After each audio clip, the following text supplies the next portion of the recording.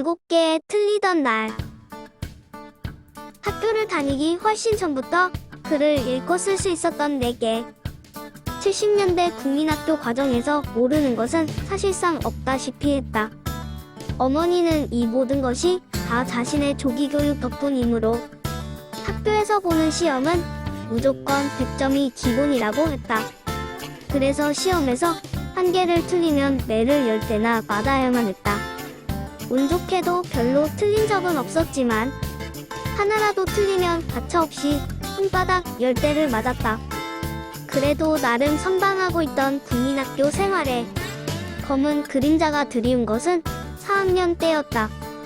당시 담임은 젊은 여선생이었는데 명문여대 사범학부를 졸업하고 처음 담임을 맡아 직업에 대한 남다른 열정과 자부심을 지닌 사람이었다. 나는 반장까지 하고 있었고 선생님과 문제가 생길 거라고는 생각도 못했었다. 하지만 나는 수업 내용과 상관없는 공룡이나 로켓에 대해 묻는 등 학교가 바라는 이상적인 학생은 아니었다. 언제든 선생님 눈밖에 날 가능성과 소양이 충분한 아이였다. 항상 산만하게 옆자리 친구와 잡담을 하며 선생님 신경을 건드리는데 탁월한 재능이 있었고 선생님이 실수를 하거나 약간의 빈틈만 보여도 수업 분위기를 망쳐놓는 요주의 인물이었다. 그렇게 물증만 있으면 언제든 구속될 수 있는 용의자였음에도 자신이 선생님의 혈압을 올리고 있다는 사실을 의식하지 못했던 나는 결국 스스로 무덤을 파는 사고를 치고야 말았다. 그 발단은 구구단이었다. 선생님은 구구단을 외워야 한다고 했지만 난 그러지 않았다. 덧셈 뺄셈만 해도 아무런 문제가 없다고 생각했기 때문이었다. 애들은 모두 가락에 맞춰 구구단을 외우고 있던 시간에 곱해봤자 소용도 없는 일은 돼서 뭐하냐고 도발행위를 한 것이다. 선생님은 아무 대꾸 없이 눈으로 레이저를 쏘았다. 그때라도 분위기 파악을 했어야 했다. 하지만 0을 곱하면 어떤 숫자든 모두 0이 된다는 이야기를 들었을 때 나는 참지 못하고 또 질문하고 말았다. 0은 모든 숫자를 다 이기는 건가요? 누가 언제 그렇게 정했나요? 도대체 1은 왜 곱하는 건가요? 선생님은 조롱을 넘어 공격당하고 있다고 생각했던 것 같다. 전혀 그런 의도는 아니었다고. 그저 0과 1의 개념을 알고 싶었다고 말할 기회조차 없었다. 담임에게 졸라 불싸다구를 쳐맞은 나는 수업을 방해하고 선생을 능멸한 문제아가 되었고 그날 이후로 반장 직책을 박탈당했다. 게다가 수업 시간에는 복도로 내쫓기는 신세가 되고 말았다. 뭐가 잘못된 것인지는 몰랐으나 이젠 차렷 경례를 할 입장이 아니며 복도에 선 채로 선생님에 매섭고 차가운 시선을 받아들여야만 했다.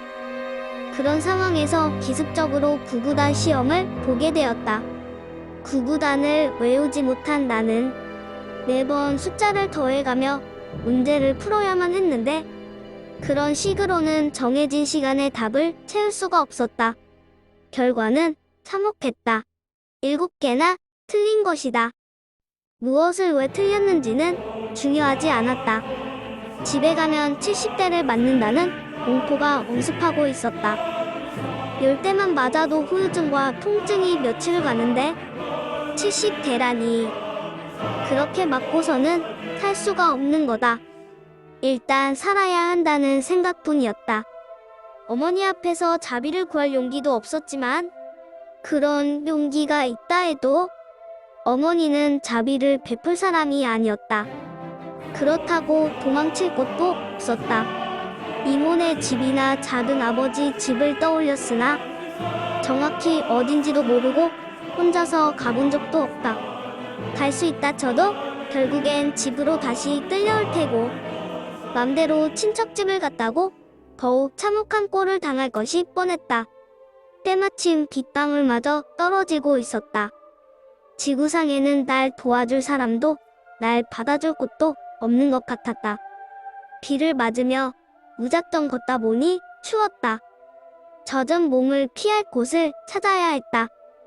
근처에 공사 중인 건설 현장이 보였다. 그곳이라면 잠시 비를 피하고 몸을 추스릴 수 있으리라는 생각이 들었다. 연립주택인지 상가인지는 몰라도 골조와 지붕은 만들어진 상태였다. 작업 도구와 시멘트 포대가 젖지 않도록 막아놓은 천막도 있었다. 안쪽은 다행히 마른 상태 그대로였다. 안으로 기어 들어가서 책가방을 내려놓자 안도감이 몰려왔다. 하지만 곧 어떻게 할지 막막하기만 했다. 여자 한 번 못 만나보고 이렇게 길바닥에서 개처럼 죽는구나 싶었다. 그러나 시간이 더 지나자 서름대신 배고픔이 몰려오기 시작했고 어두워진 다음부터는 무서움까지 찾아왔다. 굶어 죽느냐, 무서워서 미쳐 죽느냐 하는 상황이었다. 맞아 죽을 때 죽더라도 일단 배부터 채우고 보자는 혈기가 발동했다. 그래, 까짓거 70대 맞아주자. 10대씩 일주일 동안 나눠 맞으면 당장 죽지는 않겠지. 하지만 막상 현관 앞에 오자 쉽사리 문을 열지 못했다. 망설이며 심호흡을 하던 그 순간 현관문이 열렸다. 현관에서 무슨 소리가 나자 외할머니가 문을 열어보신 거였다. 친구 집에서 놀다가 늦었다고 하며 집안을 둘러보니 어머니도 아버지도 없었고 동생도 보이지 않았다. 밥숟가락부터 입에다 쑤셔 쳐넣으면서 상황을 파악했다. 아버지 회사에서 가족 동반 회식이 생겨 어머니와 동생이 외출하게 되었고 우연히 외할머니가 들르신 거였다. 아직 죽을 운명은 아니구나 생각하니 입맛이 돌았다. 죽다 살아난 마당에 배까지 든든하게 채우니 이보다 더 좋을 수는 없었다. 이런 평화가 기다리고 있는 줄도 모르고 죽음의 목전에서 고민하던 내 모습에 웃음이 나왔다. 그래, 앞날은 모르는 거야. 순간의 행복에 충실하자. 내일이면 다시 담탱이의 멸시를 받고 어머니에게 모진 배를 맞아야 하는 현실은 변하지 않겠지만 등 따시고 배부른 상태에서 텔레비전 시청까지 할 수 있는 지금의 행복을 미래의 불안으로 바꾸고 싶지는 않았던 것이다. 40여 년이 지난 지금 70대를 다 맞았는지 어쨌는지는 기억나지 않는다. 하지만 매 맞을 것을 상상하며 공포에 떨던 기억은 아직도 생생하다. 인간은 고통 그 자체보다 고통에 대한 두려움 때문에 괴로워한다는 말은 졸라 100번, 1000번 맞는 말인 것 같다. 오늘 이야기는 여기까지 할게.